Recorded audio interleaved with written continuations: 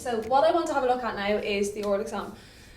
Now, if you are someone who's going into 6th year, and I don't know what way every teacher does it, like for argument's sake, at my 5th years, I've done 7 or 8 topics with them for their Spanish oral exam, and we've covered like the role plays that they can do for that as well. But I don't know, a lot of teachers prefer to leave all the oral work until 6th year and have done more written work in 5th year, whatever. So I don't want, if you're going into 6th year especially, I don't want you looking at this feeling like you need to know every single thing that I'm about to speak about. If you've done no prep, you've still got loads of time, so don't forget about it yet. If you're a 5th year, or going into 5th year I should say, this is going to be a really kind of nice way to give yourself a head start on everyone else, and also just to try and get you into a good mindset, whether you're going into 5th or 6th year, to get you into a good mindset about the oral exam, because it is something that is very stress inducing and can make a lot of students very anxious, okay? So before I write anything on the board, I just want to, as a young person who did the same oral exam, same Leaving Cert as you guys, I just want to have a chat about the oral exam for a couple of minutes, okay? But what is the oral exam actually going to entail? So like I just said earlier on, the oral exam is a 12 to 15 minute general conversation chat with the examiner. AKA, it isn't a recital. What a lot of teachers fail to help students with, or what a lot of students fail to pick up on in class, is that it's not something like the examiner's not going to go in and be like, tell me about yourself. And then you say your answer about yourself, and then at the end they just ignore everything you say and say, okay, tell me about your family. Tell me about where you live. It's not going to work that way. They're going to feed off what you give them. You need to kind of try and get into a mindset and realise that the examiner is going to think that you're bringing up everything that you're discussing for a certain reason. So let's say, for argument's sake, if I said, what's your favourite hobby? And you said, oh, I love cooking. I'm going to assume that you have an answer prepared about cooking, or about food, or I suppose nutrition, or something along those lines, or about French food. And I might say, oh, well, what's your favourite dish to cook, and what's your favourite French dish, and have you ever been to France? Do you love French food? What's your favourite food in general? Like, I'm going to try and lead the conversation into that, because as an examiner I would think that you're bringing it up for that reason. Or if you said to me, oh, I really love football, I might say, okay, who's your favourite team? Or like, do you support any Irish teams? Do you what league do you follow? Do you know what I mean? Like, I'm going to try and bring up more things about that topic, because I think that you're bringing it up because you want to be asked on it, okay? So the first thing I'm going to say is, this, you don't have to take this down, this is just so I have it in my head, right? Is to think of what the examiner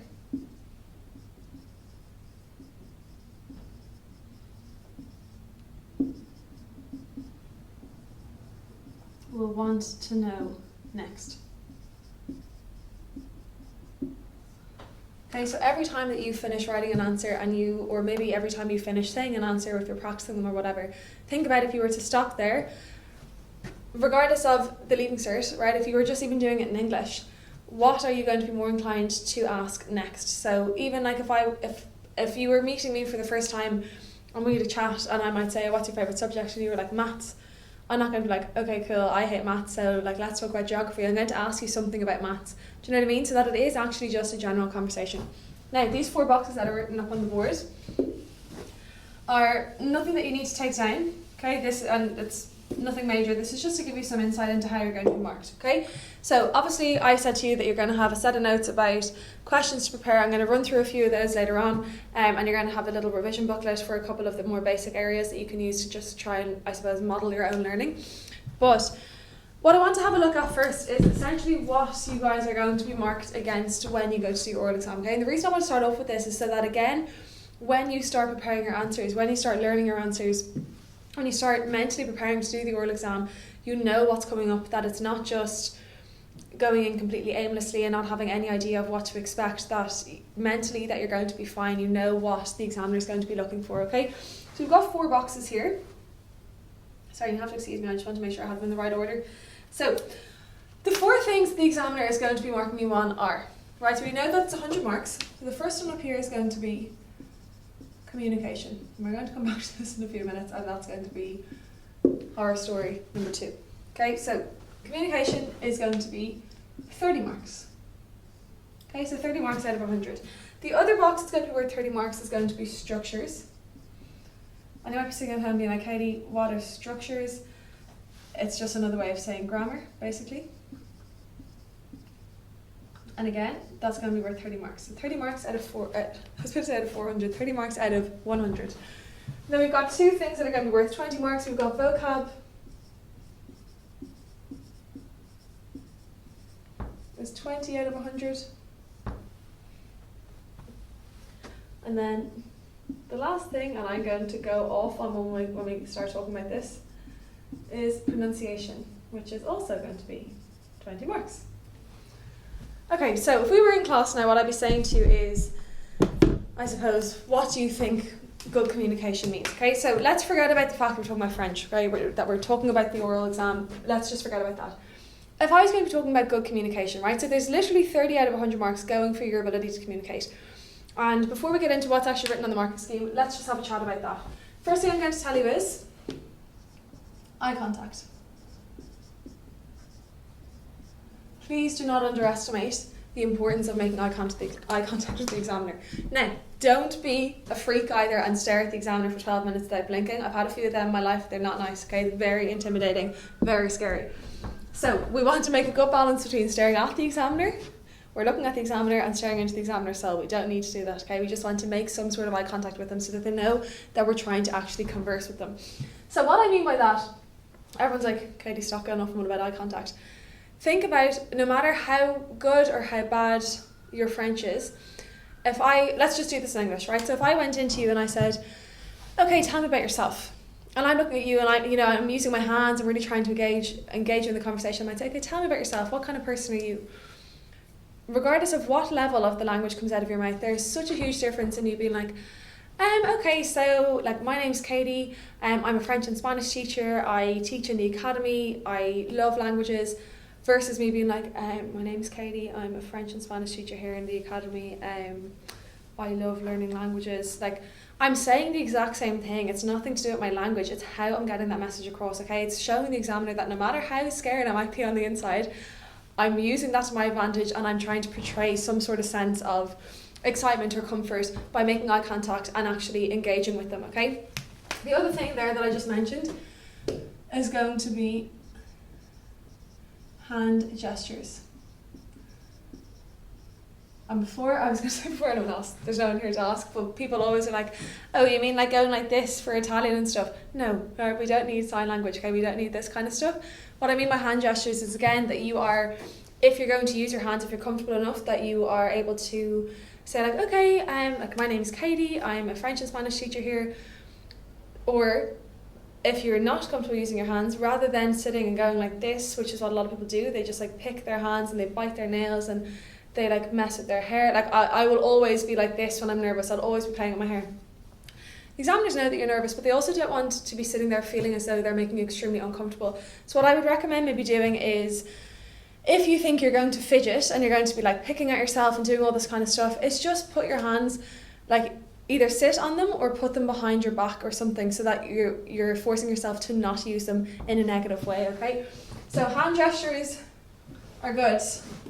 Fidgeting, not so good. And the reason I make such a big deal out of that is when I was doing oral exams before, there was a student, and I say this with a smile on my face just because it's the most bizarre thing that's ever happened to me as an examiner, but the poor student was just so petrified and so nervous and overthinking everything. And I'm saying this nearly in a kind of funny way, but this is honestly like how nervous some students get, and it's completely unnecessary. But anyway, I was doing an oral exam with this student, and she kept like scratching her hands and like picking at her nails and stuff the whole way through the exam, and she wouldn't look at me and just was getting these French words out of her mouth if it was the last thing she did. But she was so very like obviously uncomfortable with the whole situation. But she kept picking at her hands and she was like scraping her thumb so much that eventually she made herself bleed in the exam. She started bleeding onto the table and was so in a trance about trying to get this oral exam over and done with that she didn't even realise. And I had to stop and I paused the tape and just say, here, like, are you okay? You know, I'm really not trying to make you this uncomfortable. Like, let's just take a step back and bring it back to basics a little bit. And anyway, I always remember that's one of the weirdest things that ever happened, but I felt so bad as an examiner as well. It's not our job to make you that uncomfortable, but these are little things that we can do to try and trick the examiner into thinking that we are way more comfortable. Okay, the other thing then is to allow the examiner to speak as well.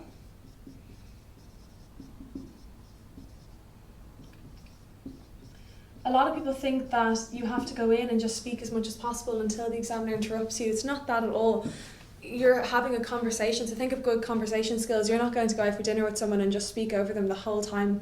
Do you know what I mean? You're not going to not let them talk. But that's just the other thing, is to, I suppose, be aware of how long you're speaking for, and then give the examiner the opportunity to kind of interrupt you and ask you another question and lead the conversation into whatever route they think is going to be the most appropriate. Okay, now to give you kind of, I suppose, some more insight as to what would actually be written on the marking scheme. So this is all like the human bit of it. Then we've got, okay, that for the top level of marks, we've got communication is good to excellent in a wide range of subjects. So again, that no matter what you're talking about with regards to your French, you are showing the examiner that you are willing to try and converse about a lot of different things, that you are not blocking certain topics off or refusing to talk about certain topics. You're coming across as being very open to it. Okay, now this is when we kind of come to the language side of it. So rarely has difficulty in understanding questions. Okay, so this is going to be comprehension as well, so good comprehension.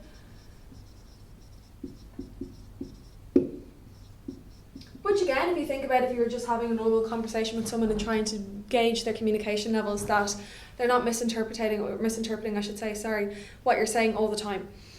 Okay, shows ability to develop subject matter without the examiner necessarily asking. So like that, that's what I mean about actually conversing with the examiner, that if the examiner was asking you like, what's your favourite thing about your school, that you tell me your favourite thing about your school, but you expand on it a little bit without the examiner having to kind of, I suppose, probe you for more questions over and over again. Okay, and then this is something that's going to come into our written exam as well, right? And I'm going to kind of just flag it now because it's one of those things that sounds way more intimidating than it actually is. Okay, so understandable to, or by I should say, to French monoglot. Now Katie, what does that mean? Okay, anyone here who has done, I suppose, leaving cert religion, or even like I suppose it would come up in junior cert religion as well. If you think about like a monotheistic religion, okay, that is a religion that believes in one God. As far as I remember from junior cert history, talking about the Stone Age, there was a monolithic era. Oh, shock, Sarah's listening to me.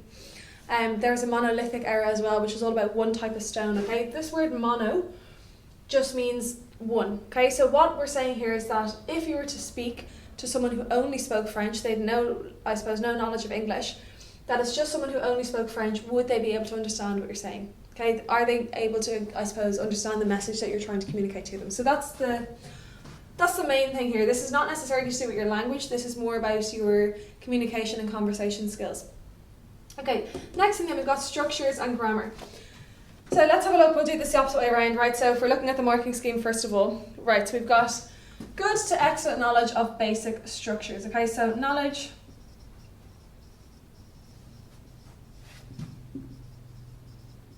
of French structure, or a new word for a few of you might be the English word syntax. Now syntax just means sentence structure, and this is why when we started off with the grammar, the first thing I did was go through a few of the different meanings with you, okay? Because what French and English at a basic level have in common, so SVO structure. Now obviously there's exceptions to this. We know that French has a few different weird structure rules and stuff, but at a basic level, if we're looking at like that sentence earlier, I made a cake, in French it's j'ai fait un gâteau, it's what we call an SVO language, an SVO structure. We've got subject, verb, object, so person, action, thing. So at a basic level, French and English have that in common, that they don't, it's not like Irish where like you would put the I suppose the verb and then the person after it. So that's the main thing, that basically they kind of follow the same structure. Okay, then we've got our tenses. So we've got present, past, future, and conditional. These are going to be the most important tenses that an examiner is looking for. Okay, so I'm going to put 2 ticks beside them. Okay, so really, really important. The other thing is then, if you were maybe someone who, I don't know, has a very good level of French, maybe you're someone who has a French family member, or you're really, really striving for H1 and you've been working really hard, that your knowledge of the present subjunctive, without it being forced at the examiner, so that you're not going in and saying the same thing with just a different verb every single time, okay, that if we're talking about the present subjunctive, that it's important to know it well, but I would definitely prioritise knowing these other, I suppose, verb structures and verb tenses inside out versus only kind of knowing half of these and then trying to nail the present subjunctive, okay? But this is definitely something that if you're aiming for a high grade, you will need to know how to use as well. Okay, then the most important thing we've got, few mistakes.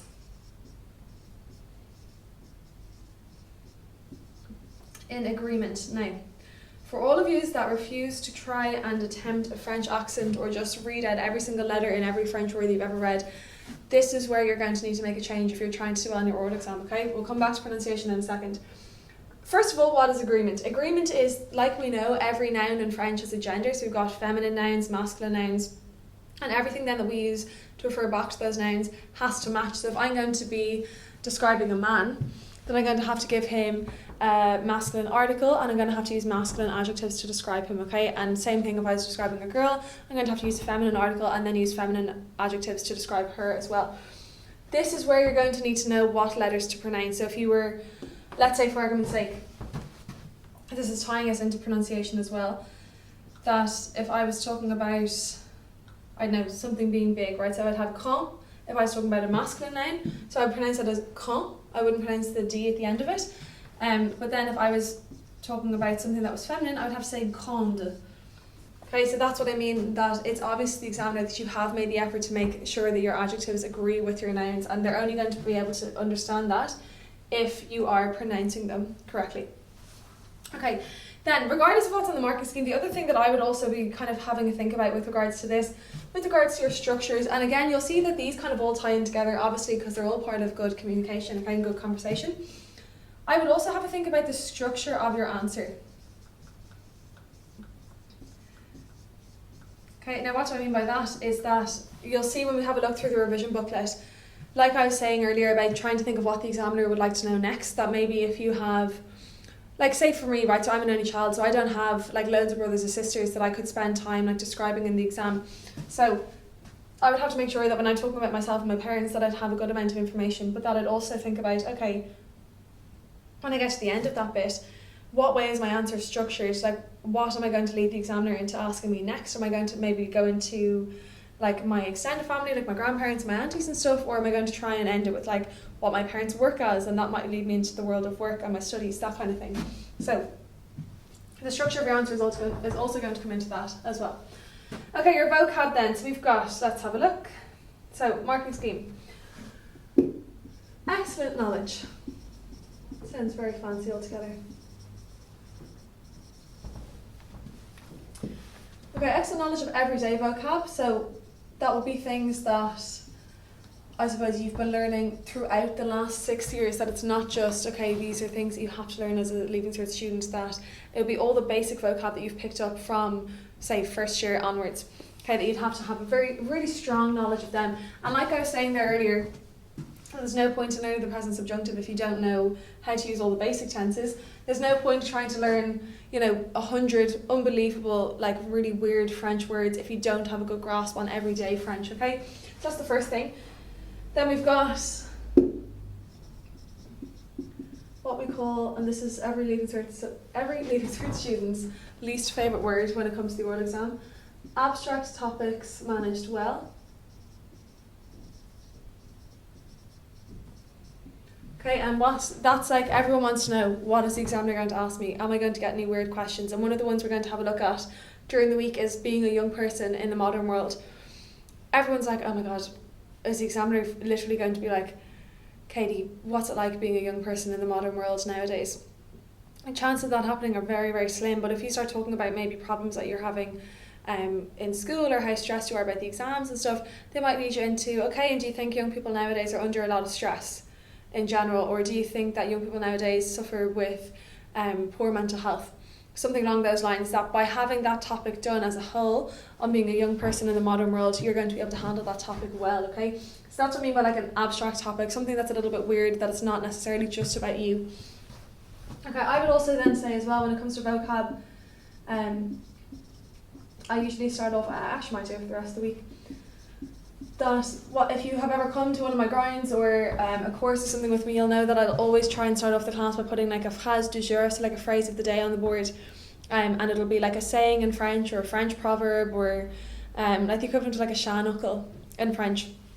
But basically the reason I give them is so that whether it's in your oral or your written work, is that you can implement them to try and sound a little bit more French. So for argument's sake, if you were going to say in English, like, it's raining cats and dogs, that makes no sense in any other language, okay? Like I was watching one on Instagram last night, and apparently in Italian you don't say you're falling in love, you say you're on the train to love, which is cute, but like it's not the same thing. Like if I was going to say to someone like, oh, I'm on the train to love, they'd be like, what's wrong with you? Do you know? That every language has different ways of kind of saying the same message. So there's loads of ways to find these. Instagram's probably your best bet. Even if you just like search the hashtag French or Français or something, loads of phrases tend to come up, and then you can see what pages you like. But idiomatic phrases or sayings are really, really impressive. But the other thing I would also say as well is, I don't know what necessarily to call them. I would say like connector words. So what I mean by this would be things like alors, d'accord, whatever, like little things like that. So if you're a person that you end up, you know in your own head that you always say, no matter what language you're speaking in, that you're always like, or everyone's favourite word, like, je suis très passionné par, like, les langues. Let's not do that, okay? And let's also not do this with our hand and like not stare at the examiner when we're saying things like that. But if you're going to be someone that you know you're going to need a couple of seconds at the beginning of your answers, that's absolutely fine. The examiner's not expecting you to just jump straight into talking about whatever it is you've been asked on. But like the difference between me saying like, I don't know, quels sont les problèmes plus grands pour les jeunes dans le monde moderne? What are the biggest problems for young people in the modern world? And you're sitting there sweating, nervous, being like, I really want this exam to be over. And you're trying to buy yourself a couple of seconds. Imagine the difference between you being like, or if you just took a second and said, alors, je pense que, like, you're still getting yourself the same amount of time, but you are not interrupting your French exam with English filler words. Like, is how we do it in English. There's other ways of pronouncing that word in other languages, but having little connector words like this that kind of give you the chance to have a few seconds at the beginning of your answer, are such a good way of, I suppose, buying yourself a little bit of time, but also not losing track of the end goal, which is again to have this French conversation which could be understood by a French monoglot and could impress someone with a good standard of French. Okay, now speaking of impressing people, pronunciation. Okay, first thing I'm going to write up here is the bit that no one wants me to write. Accent is important. And this is when, if we were in class now, especially if I had my fifth years, I'd be like, Katie, hardly, like as if I'm going to go in and put on a French accent. Guys, there's marks going for it. Okay, there's 20 marks going for pronunciation. Accent is a factor of pronunciation. There is no one else going to hear your French word exam. It's not like all of your year are going to be like standing outside being like, here's state of your one's accent, like as if she's trying to sound that French. It's just you and the examiner, and I guarantee you there's not going to be one French examiner in the country who isn't going to be delighted. Does that make sense? Isn't going to be delighted. Yeah, sorry. Who isn't going to be delighted that you're attempting a French accent, okay? We love that, like we lap that up, okay? Please go in, and now I'm also saying like don't go in like wearing a beret or like carrying a baguette or something. I mean maybe you should, but in the sense that you're going in and attempting to use the French accent, and that you're not, I suppose, going in and saying these beautiful French words in like the thickest Irish accent imaginable, okay, will make a difference, especially if your examiner is a native French speaker. It will make a difference to how easily your French is understood. Okay, so your accent is important. Okay, then we've got a few mistakes.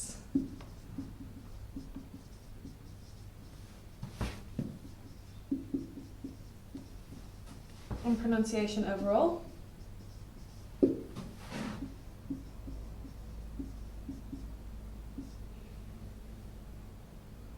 Okay, and then we've got a few mistakes in what we call targeted phonetics. Now what does that mean? That means that the phonetics that are used in your target language, okay, so the sounds that are used in French, so like all the really weird stuff like that, very like nasally sound, or the French or, so like that sound, that you're able to try and at least attempt them. or that you're showing the examiner that you know kind of how they should be pronounced, maybe you have a little bit of difficulty with them, that's absolutely fine, but that you're making an effort to do that, okay? The other thing then, we'd also have things like liaison. So that would be like that kind of z sound between some words. So like the first example I would think of there would be like if you were to describe how you look, you would say like j'ai les yeux bleus. Okay, so that kind of, this liaison here, this link between those two words is going to lead us to this like Z sound in the middle. So j'ai les yeux bleus, et les cheveux bruns, whatever it is. Okay, that there might be times where one of your word ends in a consonant and the next word starts with a vowel, so you're going to have to pronounce that hard consonant at the end of a word. Again, it's really important for, I suppose, your pronunciation. Then we've also got things like intonation, rhythm, and emphasis are also going to be big factors in pronunciation marks as well. Okay, intonation, you're probably looking at this being like, what does that mean? Intonation is how you raise and drop your voice, okay? So like that, you're basically not going in and just saying everything in one tone. You're not being completely monotonous with your answer. That rather than if I went in and said like, okay, like parlez-moi un peu de vous-même, like tell me a bit about yourself, that you're not just going in and being like, je m'appelle Katie, j'ai 27 ans, je suis grande avec les cheveux bruns et les yeux bleus. That you are saying, alors, je m'appelle Katie, j'ai 27 ans, j'ai les yeux bleus, les cheveux bruns, et je suis grande. That you're using the actual, like, I suppose, tone of your voice to keep the examiner interested, regardless of what you're actually saying. The rhythm, that you're not speaking too fast or too slowly, that it's not, like I've had students come in that have obviously only got about 6 or 7 minutes of material prepared for a 12-minute exam, and that they think that it's like a YouTube video that you can just put it on 0.5 speed and it'll cover the 12 minutes. Don't do that, okay? And then the emphasis is that you are, again, like putting the emphasis on the right part of the word, that you're putting the emphasis on the right part of the sentence, that it doesn't come across as being very broken, I suppose, when you are just kind of going through the middle of an answer, okay? So again, just because these bits aren't in your notes, guys, and you don't necessarily need to take it down, I'm just going to stand out of that for 2 seconds in case you want to screenshot it.